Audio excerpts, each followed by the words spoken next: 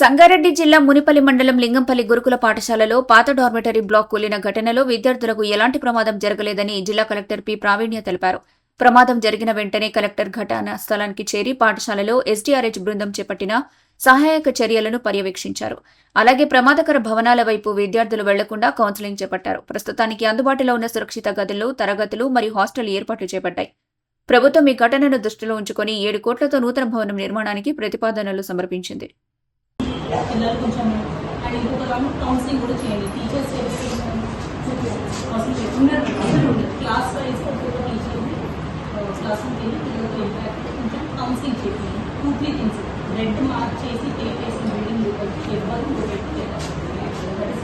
Second thing భయపడుతుంటే అర్థం అవ్వడం చెప్పండి. ఏదైనా గమనిస్తుంటే టీచర్తో మాట్లాడండి. ఈ బ్లాక్ గోడలు బాగానే ఉన్నాయి, రూఫ్ ఒకటి బాగాలేదు అనుకుంటే స్లాబ్ మొత్తం తీసేసి మనం షెడ్ సిస్టమ్ జస్ట్ పెట్టేసి అక్కడ చేసి ప్రాసెస్ చేసేసి షీటింగ్ చేసేసి కంటిన్యూ చేయొచ్చు.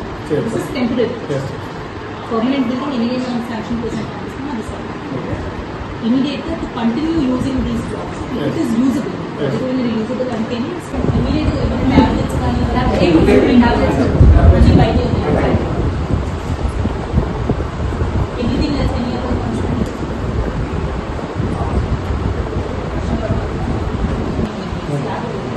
అక్కడ ఏదైతే పడుతుందో కింద ఫౌండేషన్ కూడా బ్రిక్ ఫౌండేషన్ అది మున్సిపల్గా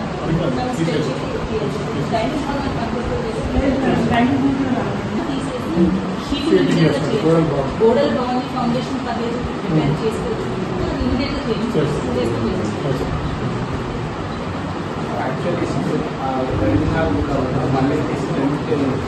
మరిన్ని అప్డేట్స్ కోసం మా ఛానల్ని సబ్స్క్రైబ్ చేయండి.